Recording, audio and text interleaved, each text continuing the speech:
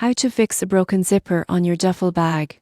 Most people get this wrong, but fixing a broken zipper doesn't always mean replacing it. You won't believe how simple tools and a little patience can make your zipper work like new. First, identify the problem. If the zipper teeth are misaligned, gently straighten them with pliers. Make sure the slider moves smoothly over the teeth. If the slider itself is loose or stuck, use a pair of pliers to gently squeeze the sides of the slider together. Test it carefully. Too much pressure can damage the slider. For zippers that won't stay closed, check if any teeth are missing or bent. Small gaps can sometimes be fixed by carefully realigning the teeth. For missing teeth, you may need a replacement slider, but often adjusting the existing slider solves the problem. Lubrication can help stuck zippers. Use a pencil-lead graphite, soap, or a zipper lubricant along the teeth. Move the slider back and forth several times to distribute the lubricant evenly. Finally, test your duffel bag zipper by opening and closing it fully a few times.